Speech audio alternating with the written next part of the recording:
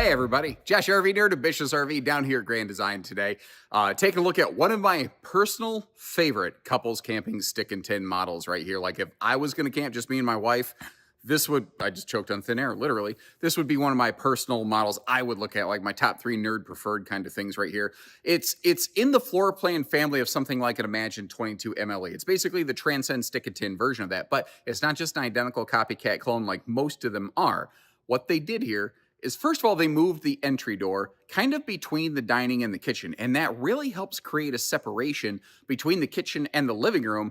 The entry door and the refrigerator almost act like a cutoff from where you leave the one and enter the other, which I think is very cool. The other thing is this has, 1, a true queen bedroom, and 2, a private true queen bedroom, which is really hard to find.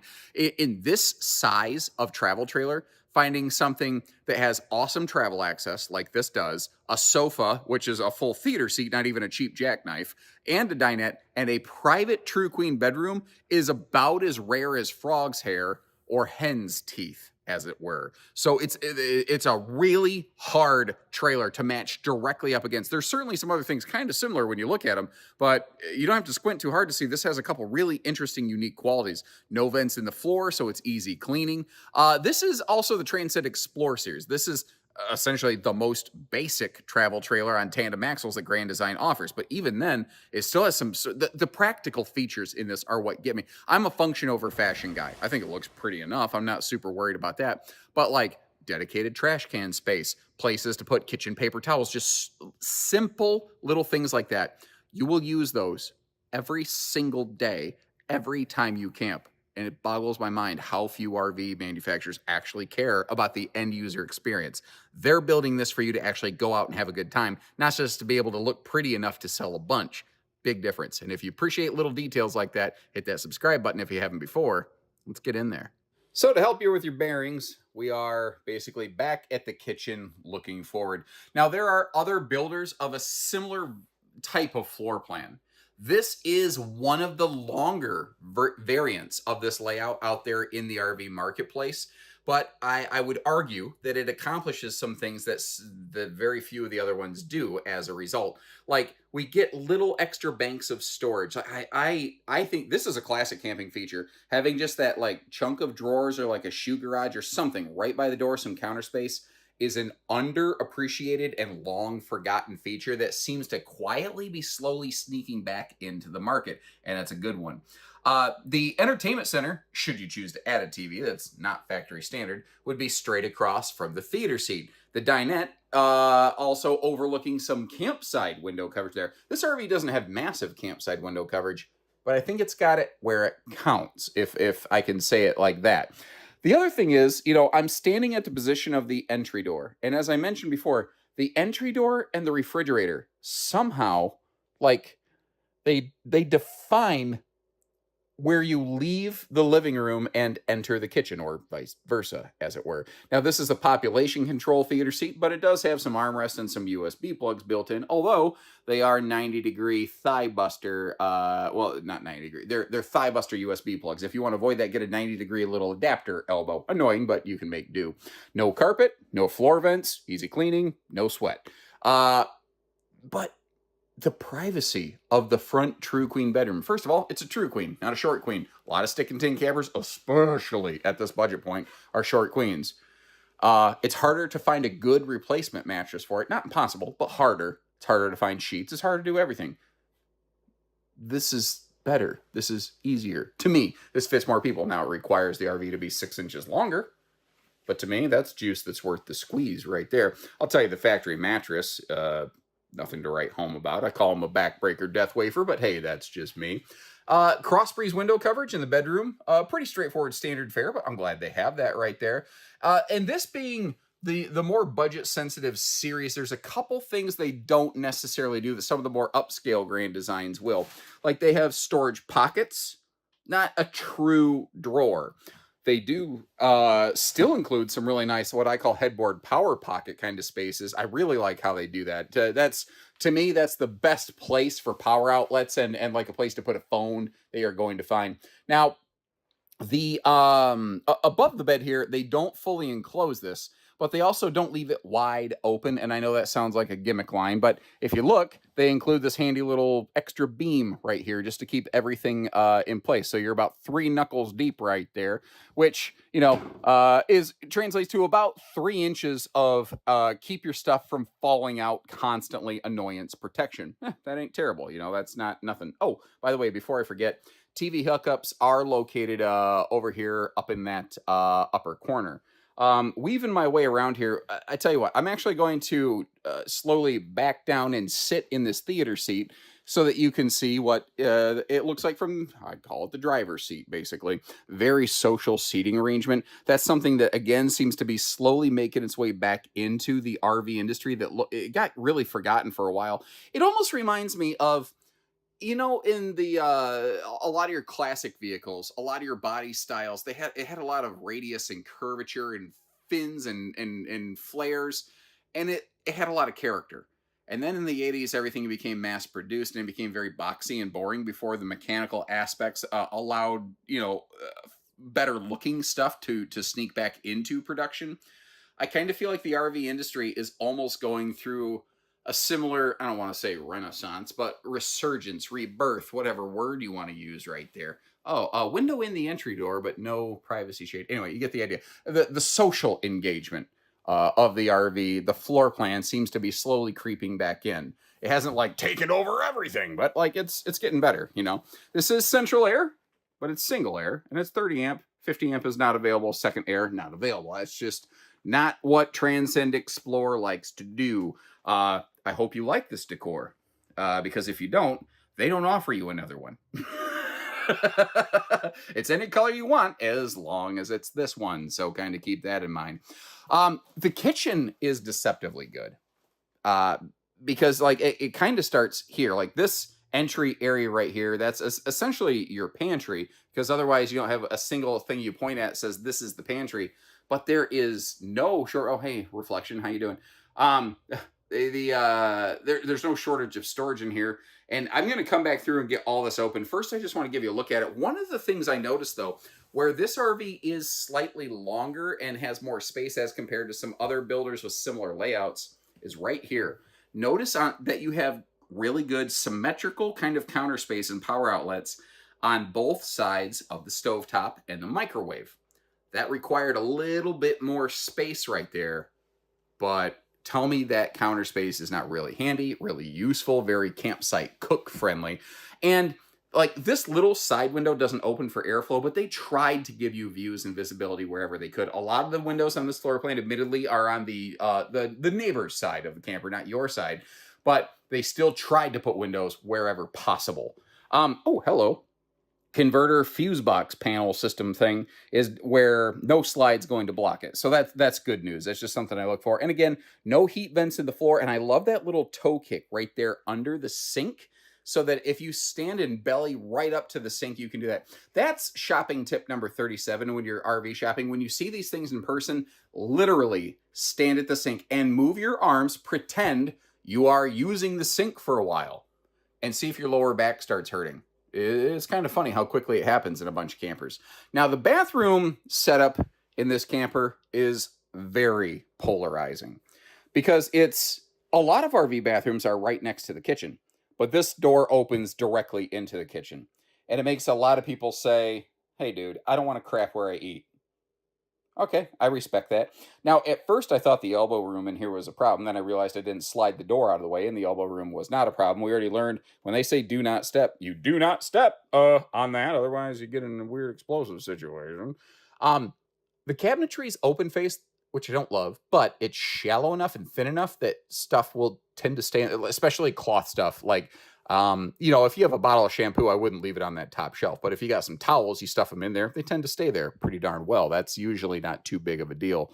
A lot of your fixtures in this series are going to be more basic, straightforward, like thermal foil counters, plastic sink, small faucet. Like it does the job. It's a curtain, not a glass enclosed shower.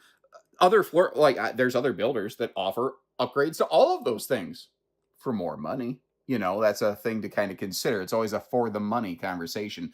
Headroom in the shower, as long as, you know, if you're over 6 foot like me, your head's in the skylight, just the end of it. If you're more gravity friendly than I am, that might be a little bit less of a problem necessarily. So it will kind of depend on your personal stature and whatnot. Before I forget, because I almost just walked out of the RV, I need to go back through and open everything up so you can see all the storage. Serious drawer space, but what would you put in there right by the door? What would you put in that? It doesn't have to be for outdoor stuff. I'm just kind of curious. Now, this could be serious pantry space. It could be a closet because that shelf can just slide right out of there. No biggie deal. Almost got an additional ugly reflection of me. Thankfully, we were spared the horror. Over here, I would normally say, hey, look, they left us a little spot for a wastebasket under the sink. But you're going to see in a few minutes here, they already allotted for that in a different spot in the kitchen. Now, look where the power outlets are located. Right in the walls, right down by the countertop level. That's something that laminated RVs typically can't do. That's one of the advantages in a stick-built camper, for less money, that a laminated RV usually cannot accomplish. And if they do, it's because you spent a lot more money to do it. So there are some very good unsung benefits of stick and tin construction. Actually, wouldn't you know it, I have a whole video comparing and contrasting different styles of RV construction. And the thing is, they all have different advantages. They all have different drawbacks. It's just more of a matter of what works best for you. So remember, I said they have a spot for a wastebasket.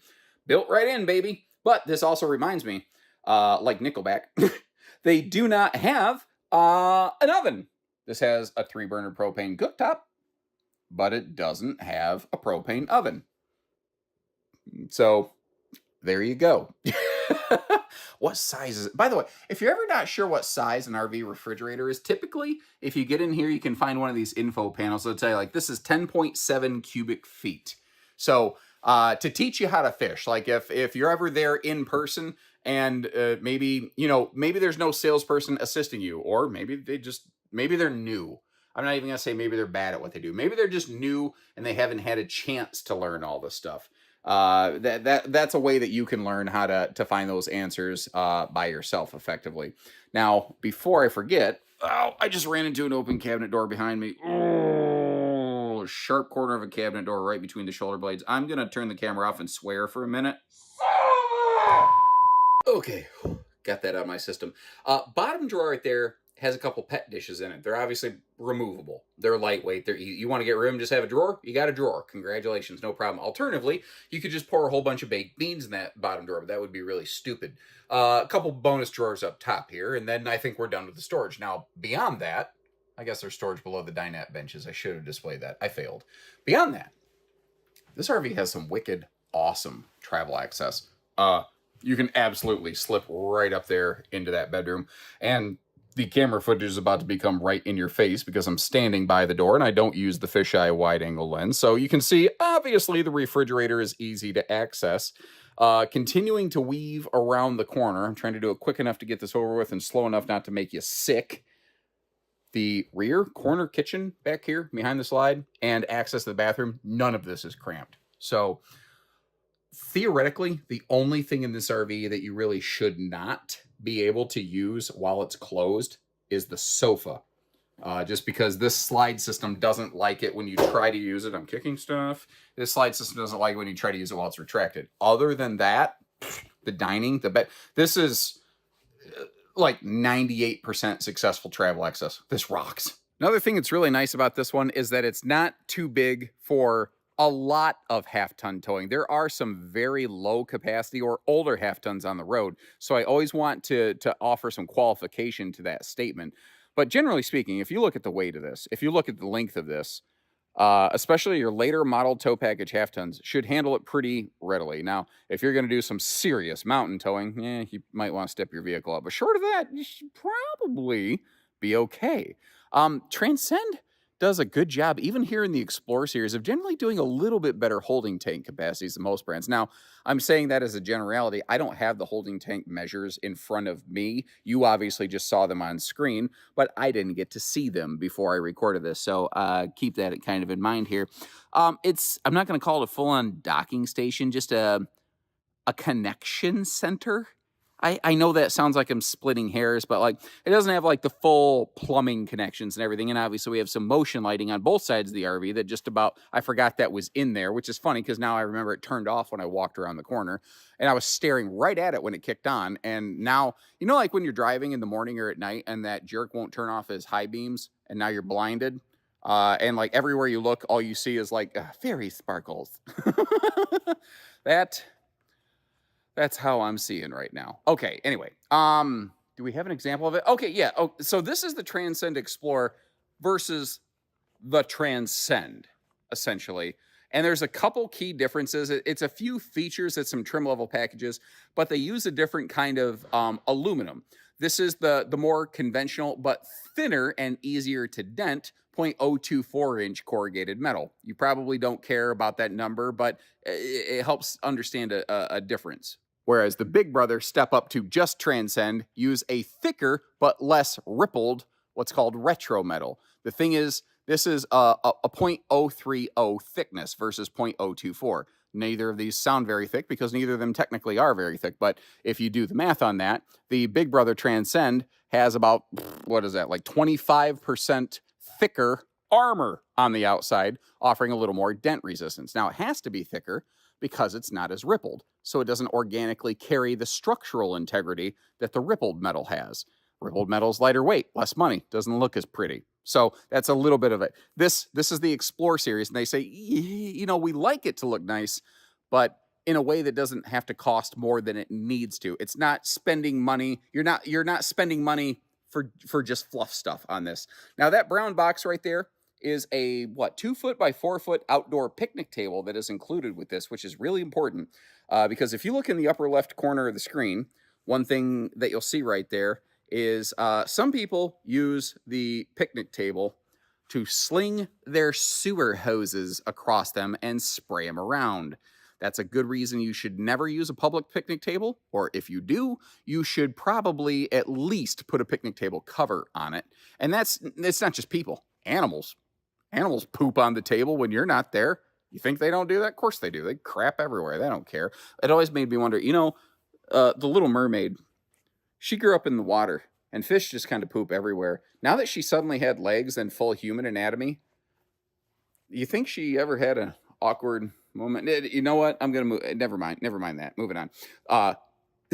Water heater. It is gas and electric, by the way. A lot of things have gone to tankless on demand. And there's some benefits both ways. If you're kind of curious, if you're not sure, feel free to leave me a note. And by the way, don't ever feel like you're in. Wow, big awning.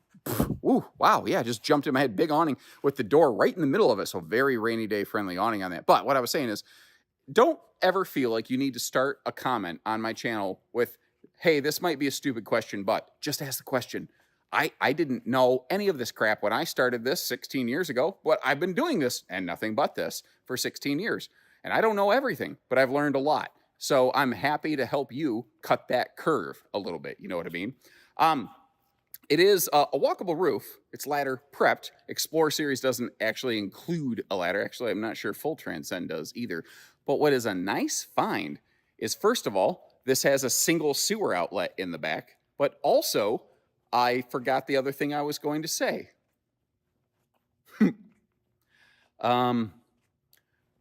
Walkable roof, heated enclosed underbelly. Ha ha! Took me a minute, but that's the other thing I was going to say. Well, this ended on a high note. So thanks again for tuning in, everybody. My arm is tired from holding this camera up all this time. I bet this is about video number 10 for the day. You don't care. Anyway, check the links in the video description. First of all, you'll get to see where we have these parked. An MSRP figure, not our discounted sale price, because we can't do that in the case with Grand Design. So keep that in mind. We don't sell for MSRP. We just can't publish it. Don't love it. Anyway, and I'll try to dig you up some other manufacturers who have done similar floor plans, like J-Flight, Cherokee, our own Go Plays from Bish's RV, and not to mention a world of laminated builders make this layout right there. So you have a lot of choice in what you look at. But I wanted to point out where this one is a little bit different and how it shines, at least in my eyes. And this is just my opinion. I'm no authority on it, but let me know what you think about it, because at the end of the day, folks, it's your money, not mine, that's potentially on the line here. And if you appreciate how we respect that, hit that subscribe button, and maybe we'll see you next time. So take care, stay safe, have fun, and happy camping, everyone. I feel like I'm continually leaning further over.